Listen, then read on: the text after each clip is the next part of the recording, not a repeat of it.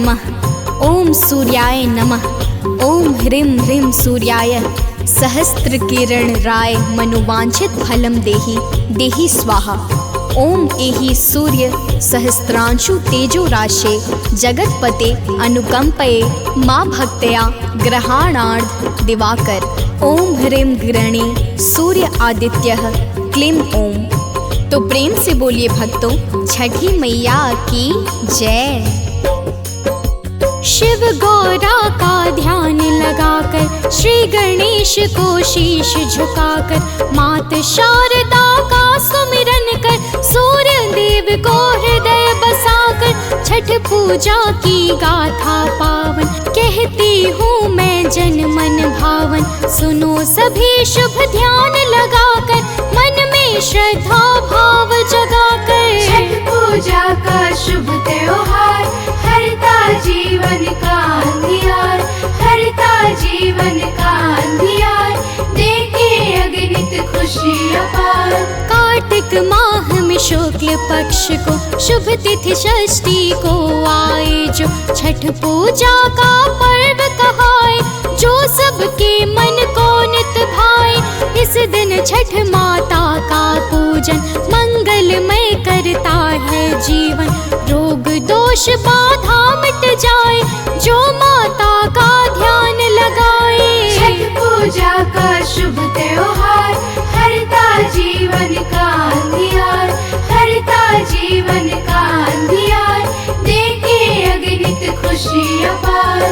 भक्तों, छठ पूजा का पावन पर्व सनातन संस्कृति में बड़े उत्सव के साथ मनाया जाता है। यह पर्व प्रत्येक वर्ष कार्तिक माह के शुक्ल पक्ष की षष्ठी तिथि को आता है। भारतवर्ष का यह एकमात्र ऐसा पर्व है जो वैदिक काल से परंपरागत अपने मूल स्वरूप में ही चलता आ रहा है। इस पर्व को भारत के अतिरिक्त विश्व के अन्य देशों में भी मनाते देखा गया है, जिससे यह सिद्ध होता है कि अब यह त्योहार महापर्व का विस्तृत स्वरूप ले चुका है। यह त्योहार सूर्य, प्रकृति, जल, वायु और उनकी बहन छठी मैया को समर्पित है। इसी कारण इस त्योहार को पूर्ण शुद्धता और प्राकृतिक रूप में मनाकर पृथ्वी पर जीवनदायिनी शक्तियों का आभार प्रकट किया जाता है। अब आगे श्रवण कीजिए, तो प्रेम से बोलिए भक्तों, छठी मैया की जय। छठ पूजा का पर्व महान, करता है निश दिन कल्याण। पावन पर्व ये जब आता है, भक्तों का मन खिल जाता है। माता छठ को जोड़ के हाथ, पूर्ण शुद्धता भाव के साथ, यह शुभ पर्व मनाया जाए, छठ माँ का गुण गाया जाए। छठ पूजा का शुभ त्योहार, हरता जीवन का अंधियार, हरता जीवन का अंधियार, देखे अगणित खुशी अपार। 4 दिनों का यह त्योहार, काटे कष्ट कलेश अपार, जो करता यह पर्व महान, पाता परम गुणी संतान। भय बाधा ना कभी सताए, जीवन में आनंद समाए, छठ माता की कृपा बनी जब, हो जाए इच्छा पूरी सब। छठ पूजा का शुभ त्योहार, हरता जीवन का अंधियार, हरता जीवन का अंधियार, देखे अगणित खुशी अपार। भक्तों, छठ पूजा को षष्ठी तिथि से 2 दिन पूर्व चतुर्थी को ही प्रारंभ करके सप्तमी तक किया जाता है। इस पर्व का प्रमुख उद्देश्य संतान की रक्षा और संतान प्राप्ति का होता है। इस पर्व में सूर्य देव की पूजा व आराधना का विशेष महत्व होता है।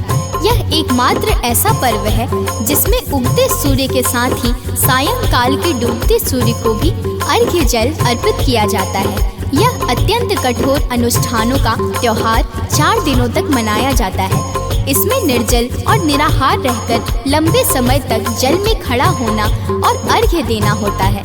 मान्यताओं के अनुसार इस महापर्व को स्त्री, पुरुष, युवा तथा बुजुर्ग आदि सभी कर सकते हैं। अब आगे श्रवण कीजिए, तो प्रेम से बोलिए भक्तों, छठी मैया की जय। पौराणिक साक्ष्यों अनुसार छठ पूजा का शुभ त्योहार। बिना बाध्यता के नर नारी कर सकते यह उत्सव भारी। इसमें पूरा घर परिवार करता है सात्विक आहार। इस पूरे व्रत के दौरान होता छठ माता का ध्यान। छठ पूजा का शुभ त्योहार हरता जीवन का अंधियार, हरता जीवन का अंधियार, देके अगणित खुशी अपार। सूर्य अर्घ का पुण्य विधान है छठ पर्व का नियम महान। इस दिन करते संध्या पूजन है ऋग्वेद में पावन वर्णन। शुरू हुआ कैसे व्रत पावन, सुनो सभी यह कथा सुहावन है। यह अति प्राचीन कहानी, युगों युगों की बात पुरानी। छठ पूजा का शुभ त्योहार हरता जीवन का अंधियार, हरता जीवन का अंधियार, देके अगणित खुशी अपार। भक्तों, पौराणिक कथाओं के अनुसार जब देवता और दैत्यों में प्रथम बार भीषण युद्ध हुआ, तब समस्त देवतागण असुरों के हाथों पराजित होकर अपने प्राणों को बचाकर युद्ध से भाग खड़े हुए।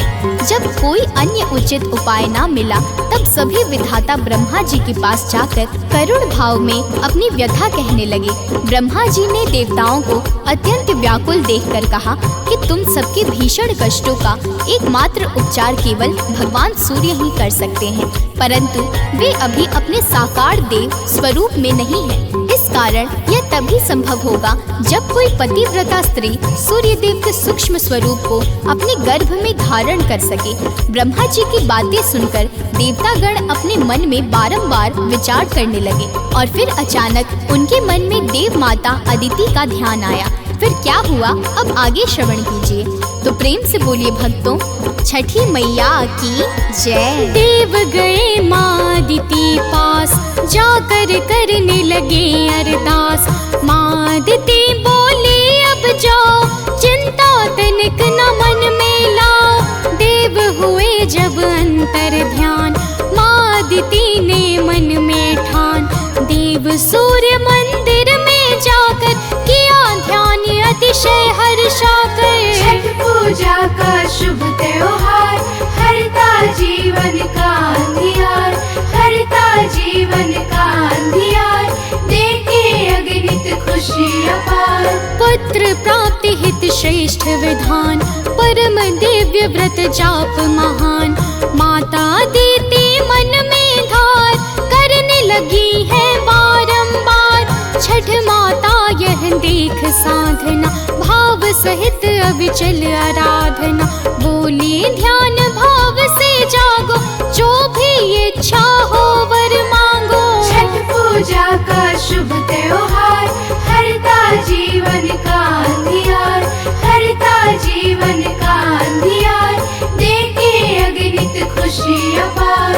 भक्तों, जब इस प्रकार छठी माता ने देव माता अदिति से इच्छित वरदान मांगने को कहा, तब माता अदिति ने भगवान सूर्य को पुत्र रूप में प्राप्त करने की इच्छा प्रकट की।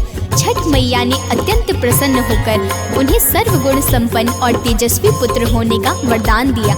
वर के प्रभाव से भगवान सूर्य देव माता अदिति के यहाँ आदित्य रूप में प्रकट हुए और अपने दिव्य अस्त्रों द्वारा असुरों को हराकर देवताओं को विजय श्री दिलवाया। ये तो थी छठ माता की महिमा। अब छठ माता की उत्पत्ति किस प्रकार हुई और छठ माता कौन है, आइए श्रवण करते हैं। पौराणिक कथाओं के अनुसार छठी मैया भगवान सूर्यदेव की बहन और ब्रह्मा जी की मानस पुत्री है। पुराणों में वर्णित है कि जब ब्रह्मा जी सृष्टि की रचना कर रहे थे, तब उन्होंने अपने शरीर को 2 भागों में बांट दिया था। पहला पुरुष और दूसरा प्रकृति कहलाया। उसके बाद देवी प्रकृति ने भी स्वयं को 6 भागों में विभक्त कर दिया, जिनके छठे अंश को ही छठी मैया के रूप में जाना जाता है। अब आगे श्रवण कीजिए। तो प्रेम से बोलिए भक्तों, छठी मैया की जय। धर्म शास्त्रों के अनुसार है माता की कृपा अपार।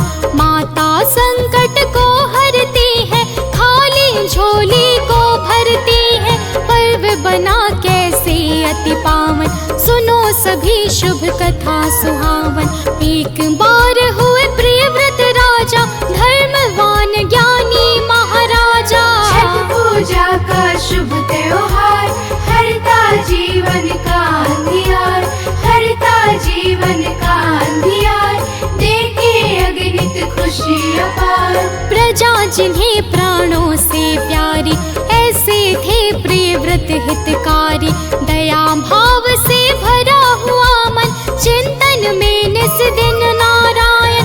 पत्नी का मालिनी था नाम, जो थी सभी गुणों की धाम। राज्य में चहुदिश थी खुशहाली, वन बागों में नित हरियाली। छठ पूजा का शुभ त्योहार, हरता जीवन का अंधियार, हरता जीवन का अंधियार, देखे अगणित खुशी अपार। भक्तों, महाराज प्रियव्रत का राज्य और राजमहल सब प्रकार की सुख सुविधाओं से पूर्णतः संपन्न था, परंतु उन्हें कोई संतान नहीं थी। इस कारण उनका मन बड़ा दुखी रहता था। उन्होंने एक दिन संतान प्राप्ति की इच्छा से महर्षि कश्यप द्वारा पुत्रेष्टि यज्ञ करवाया। इस यज्ञ के फलस्वरूप रानी गर्भवती हो गई और धीरे धीरे 1 2 3 और फिर 9 महीने का समय व्यतीत हो गया। 9 महीने बाद जब संतान सुख प्राप्त करने का समय आया, तब महारानी मालिनी ने एक मृतक पुत्र को जन्म दिया। इस बात का पता चलने पर महाराजा प्रियव्रत अत्यंत दुखी हो गए और संतान शोक में उन्होंने आत्महत्या का मन बना लिया। फिर क्या हुआ, अब आगे श्रवण कीजिए। तो प्रेम से बोलिए भक्तों, छठी मैया की जय। पुत्र शोक से दुखी हुआ मन, अतिशय अकुलाए तब राजन। लगे सोचने नृप गुण ग्राम, पुत्र बिना जीवन किस काम। इन्हीं विचारों में नृप खोए, सुत वियोग में अतिशय रोए। निज प्रारब्ध कोसते जाते, हृदय व्यथित बस अश्रु बहाते। छठ पूजा का शुभ त्योहार, हरता जीवन का अंधियार, हरता जीवन का अंधियार, देखे अगणित खुशी अपार। फिर एकांत जगह पर जाकर राजा ने अति धीर गवाकर लिया प्रतिज्ञा मन में ठान। अभी त्याग दूंगा निज प्राण, आत्महत्या की कोशिश की जब माता प्रकट हुई सम्मुख, तब प्रियव्रत कुछ भी समझ न पाए, हाथ जोड़ बस शीश झुकाए। छठ पूजा का शुभ त्योहार, हरता जीवन का अंधियार, हरता जीवन का अंधियार, देखे अगणित खुशी अपार। भक्तों, राजा प्रियव्रत जैसे ही आत्महत्या का प्रयास करने लगे, उनके सम्मुख तत्काल ही एक तेजस्विनी देवी प्रकट हो गई। महाराज प्रियव्रत ने हाथ जोड़कर शीश झुकाते हुए जब उस देवी का परिचय पूछा, तब उस शक्ति ने कहा कि हे राजन, मैं षष्ठी देवी हूँ। मैं लोगों को पुत्र का सौभाग्य प्रदान करती हूँ। इसके अतिरिक्त जो भी सच्चे भाव से मेरी पूजा आराधना करते हैं, मैं उनके समस्त मनोरथों को निर्विघ्नता पूर्वक अति शीघ्र संपन्न कर देती हूँ। अतः मैं तुम्हें यह बताने आई हूँ कि अगर तुम विधिवत मेरी पूजा करो तो मैं तुम्हें संतान सुख प्रदान करूंगी। इतना कहकर षष्ठी माता अंतर्ध्यान हो गईं और फिर राजा आत्महत्या का भाव त्याग कर वापस अपने महलों में चले गए। फिर क्या हुआ, अब आगे श्रवण कीजिए। तो प्रेम से बोलिए भक्तों, छठी मैया की जय। माता अंतर ध्यान हुई जब राजा अपने महल गए, तब मन में भाव गया है जाग, आत्महत्या को दिया है त्याग। माता की आज्ञा को सिर धर राजा रानी के संग मिलकर करने लगे हैं माँ का ध्यान, बारंबार गुणों का गान। छठ पूजा का शुभ त्योहार, हरता जीवन का अंधियार, हरता जीवन का अंधियार, देखे अगणित खुशी अपार। कार्तिक मास में शुक्ल पक्ष को शुभ तिथि षष्ठी को आए, जो राजा ने की सब तैयारी लेकर के सामग्री सारी। विधिवत पूजा पूर्ण हुई जब माता बहुत प्रसन्न पूजा का मन अति हर्षाया, माँ का आशीर्वाद जो पाया। छठ पूजा का शुभ त्योहार, हरता जीवन का अंधियार, हरता जीवन का अंधियार, देखे अगणित खुशी अपार। भक्तों, जब महाराज प्रियव्रत ने रानी मालिनी के साथ कार्तिक शुक्ल पक्ष की षष्ठी को विधि पूर्वक माता षष्ठी का पूजन संपन्न किया, तो पूजा के फल स्वरूप महारानी को एक सुंदर पुत्र की प्राप्ति हुई। ऐसा माना जाता है कि तभी से छठ का पावन पर्व मनाया जाने लगा। इस महापर्व को त्रेता युग में माता सीता जी ने भी किया था। माता सीता ने जिस स्थान पर इस पर्व को किया था उसे सीता चरण मंदिर के नाम से भी जाना जाता है, जो मुंगेर में गंगा जी के बीच एक शिलाखंड पर स्थित है। इसीलिए मुंगेर और बेगूसराय के लोग आज भी छठ महापर्व को बड़ी धूमधाम से मनाते हैं। एक अन्य मान्यता के अनुसार लंका विजय के बाद राम राज्य की स्थापना के दिन भगवान श्री राम और माता सीता ने भी उपवास और सूर्य आराधना की थी। अब आगे श्रवण कीजिए, तो प्रेम से बोलिए भक्तों, छठी मैया की जय। कर्ण ने भी माता छठ जी की द्वापर युग में पूजा की थी। घंटों तक जल में खड़ा होकर अर्घ नित्य देता था सादर। सफल हुआ जब पुण्य विधान, योद्धा बना है कर्ण महान। चतुर्दिशाओं में यश छाया, कर्ण का गुण देवों ने गाया। छठ पूजा का शुभ त्योहार, हरता जीवन का अंधियार, हरता जीवन का अंधियार, देखे अगणित खुशी अपार। 4 दिवसीय उत्सव पावन, करता है निर्मल सब तन मन। तिथि चतुर्थी से ही सारी होने लगती है तैयारी। पहले दिन बस चावल सब्जी करते हैं भोजन सब जन ही। दूसरे दिन से शुभ उपवास होता है प्रारंभ दिखास। छठ पूजा का शुभ त्योहार, हरता जीवन का अंधियार, हरता जीवन का अंधियार, देखे अगणित खुशी अपार। भक्तों, दूसरे दिन व्रती दिन भर अन्न जल त्याग कर शाम को करीब 7 बजे से खीर बनाकर पूजा के उपरांत प्रसाद ग्रहण करती हैं, जिसे खरना कहा जाता है। तीसरे दिन डूबते हुए सूर्य को अर्घ यानी दूध अर्पण करके और अंतिम दिन उगते सूर्य को अर्घ देकर पूजा का प्रसाद वितरण करते हैं। छठ पूजा के दिन ब्रह्म मुहूर्त में उठकर सर्वप्रथम स्नान करें, फिर शुद्ध भाव से व्रत का संकल्प लेकर सूर्य देव एवं छठी मैया का ध्यान करें। छठ के व्रत का यह नियम होता है कि व्रती अन्न का सेवन नहीं कर सकती और निर्जल निराहार रहकर व्रत का पालन करती है। छठ का व्रत एक कठिन तपस्या की तरह होता है, जिसमें लगातार 4 दिनों तक व्रती को उपवास करना होता है। व्रत में भोजन के साथ सुखद शैया का भी त्याग किया जाता है। इस उत्सव में शामिल होने वाले लोग नए नए कपड़े पहनते हैं, जिनमें किसी प्रकार की सिलाई नहीं की गई होती है और व्रती को ऐसे कपड़े पहनने अनिवार्य भी होते हैं। अब आगे श्रवण कीजिए, तो प्रेम से बोलिए भक्तों, छठी मैया की जय। छठ के व्रत का मूल विधान, सूर्य देव का शुभ गुणगान। सूर्य देव जीवन के स्वामी, अखिल भुवन पति अंतर्यामी। छठ का पावन व्रत करता जो, मन चाहा वर पाता है वो। घर परिवार सदा हर्षाए, बाधा कोई निकट न आए। छठ पूजा का शुभ त्योहार, हरता जीवन का अंधियार, हरता जीवन का अंधियार, देखे अगणित खुशी अपार। छठ का व्रत करता कल्याण, निसंतान पाए संतान। छठ का व्रत खुशहाली लाए, जीवन से सब कष्ट मिटाए। शुभ गाथा सानंद सुनाए, रोहित जन जन तक पहुँचाए। गाती अनन्या कथा निरंतर, तर जाए वह जन भव सागर। छठ पूजा का शुभ त्योहार, हरता जीवन का अंधियार, हरता जीवन का अंधियार, देखे अगणित खुशी अपार।